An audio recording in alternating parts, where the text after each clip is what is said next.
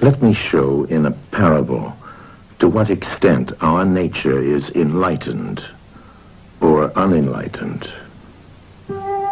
Envision human figures living in an underground cave with a long entrance across the whole width of the cave.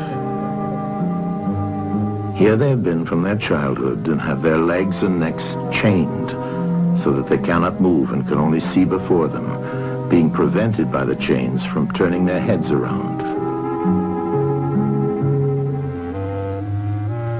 Above and behind them, a fire is blazing at a distance. They see only their own shadows, which the fire throws on the opposite wall of the cave.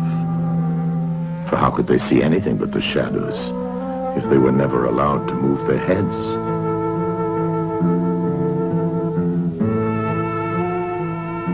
Between the fire and the prisoners, there is a raised way and a low wall built along the way like the screen which puppet players have in front of them, over which they show the puppets.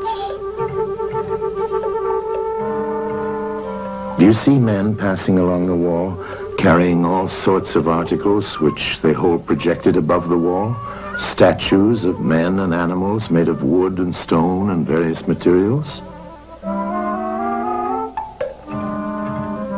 Of the objects which are being carried in like manner, they would only see the shadows.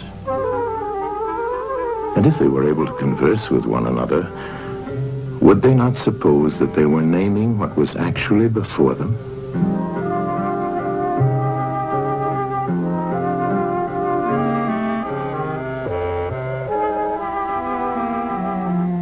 And suppose further that there was an echo which came from the wall.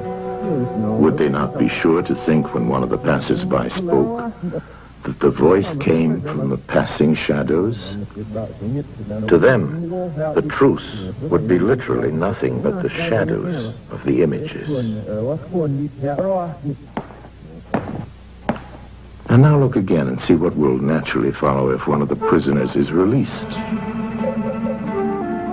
At first, when he is liberated and compelled suddenly to stand up and turn his head round and look towards the light, all this would hurt him, and he would be much too dazzled to see distinctly those things whose shadows he had seen before. And then conceive someone saying to him that what he saw before was an illusion,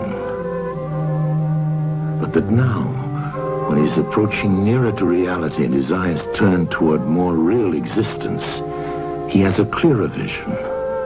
What will be his reply?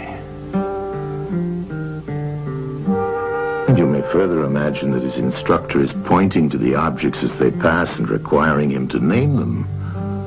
Will he not be perplexed? Will he not think that the shadows which he formerly saw are truer than the objects which are now shown to him?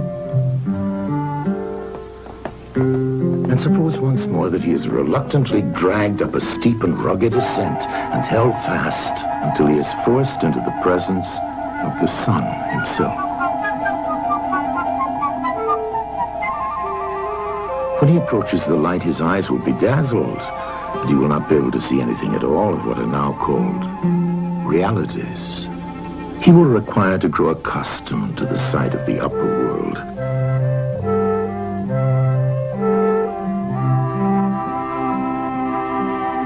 And first he will see the shadows best. Next, the reflections of objects in the water, and then the objects themselves. Then he will gaze upon the stars and the spangled heavens and the light of the moon. He will see the sky and the stars by night.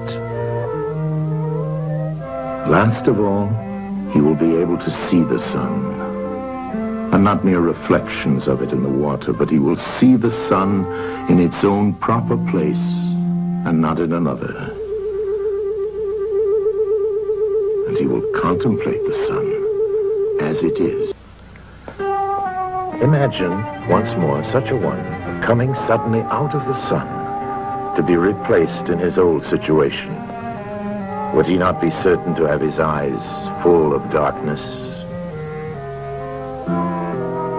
And if there were a contest of measuring the shadows, and he had to compete with the prisoners who had never moved out of the den, while his sight was still weak, and before his eyes had become steady, wouldn't they all laugh at him and say he had spoiled his eyesight by going up there?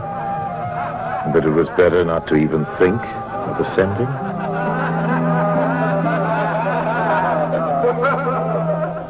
And if anyone tried to release another and lead him up to the light, let them only catch the offender, and they would put him to death.